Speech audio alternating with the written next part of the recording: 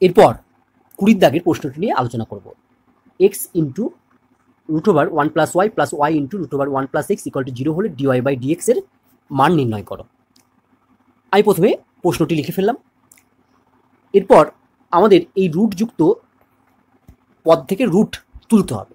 আমরা জানি রুট তুলতে গেলে উভয় পক্ষে স্কোয়ার করতে হয়, কিন্তু আরেকটা জিনিস তুমি এখানে মনে রাখবে, উভয় রুটই যেন একই দিকে না থাকে, অর্থাৎ রুট যখন তুলতে যাবে একটি রুট বাঁ দিকে থাকবে, অন্য রুটটি ডান দিকে থাকবে।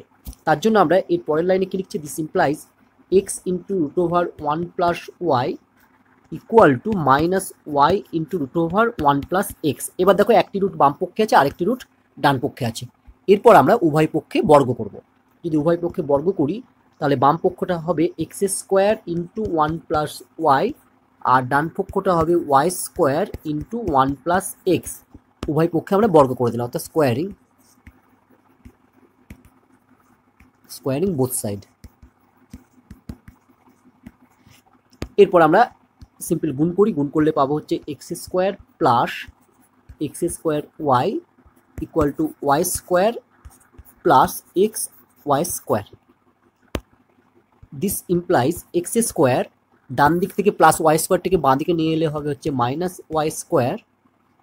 ইকুয়াল টু, আমার ডান দিকে ছিল হচ্ছে xy² আর বাঁ দিকের প্লাস x²y ডান দিকে নিয়ে গেলে হবে হচ্ছে -x²y। এরপর আমরা বাঁ দিকে x² - y² এর সূত্র প্রয়োগ করবো, x + y into x - y। আর ডান দিক থেকে আমরা xy টার্ম কমন নেব। চলো আমরা নেক্সট পেজে যাই। তাহলে নেক্সট পেজে আমি বাঁ দিকে যদি ফর্মুলা প্রয়োগ করি x² - y² তাহলে পাবো হচ্ছে x + y into x - y equal to, ডান দিক থেকে যদি আমি xy টার্ম কমন নিই তাহলে কি হবে দেখো, আমি xy কমন নিয়েছি, তাহলে পড়ে থাকবে প্রথমে y, পরে পড়ে থাকবে -x। তাহলে xy কমন নিলে হলো y - x।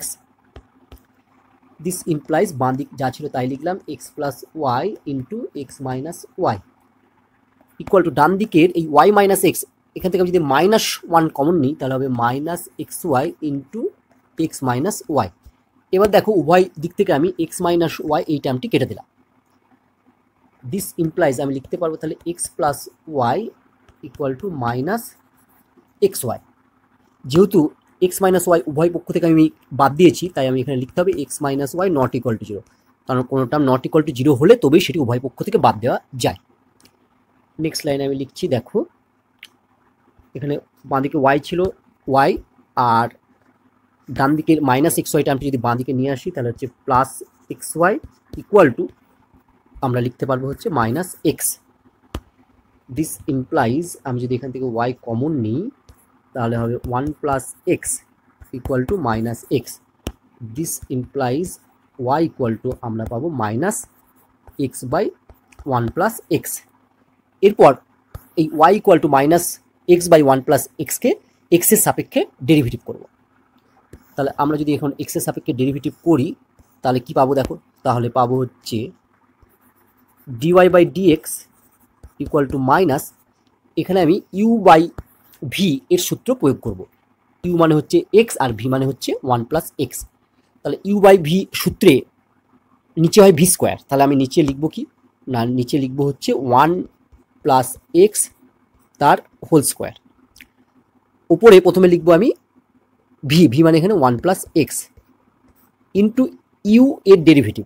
দেখো এখানে u আছে কত, x, x এর ডেরিভেটিভ x এর সাপেক্ষে কত হয় 1, মাঝে বসে মাইনাস, এরপর u বসাবো মানে হচ্ছে x ইন্টু v এর ডেরিভেটিভ, v হচ্ছে 1 + x, 1 + x এর ডেরিভেটিভ কত হবে 1 এর 0 আর x এর 1, 0 + 1 মানে হচ্ছে 1 মানে ইন্টু 1 ইকুয়াল টু, এটাকে যদি আমরা উপরটাকে ক্যালকুলেশন করি তাহলে দেখো উপরে হবে 1 + x - x, তাহলে এক্সটা কেটে যাবে, তাহলে উপরে শুধু থাকবে হচ্ছে 1। তাহলে যেহেতু আগে মাইনাস চিহ্ন ছিল মাইনাস চিহ্নটি দিলাম, উপরে থাকলো 1 আর নিচে থাকলো হচ্ছে 1 + x তার হোল স্কোয়ার। তাহলে এটাই আমার হচ্ছে অ্যান্সার। তাহলে চলো আমরা দেখি সঠিক উত্তর কোনটি।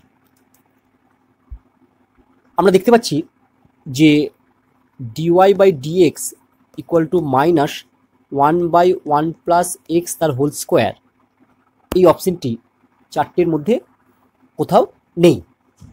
তাই এক্ষেত্রে বিকল্পগুলো ভুল আছে। সঠিক উত্তর হলো -1/1 + x তার হোল স্কোয়ার।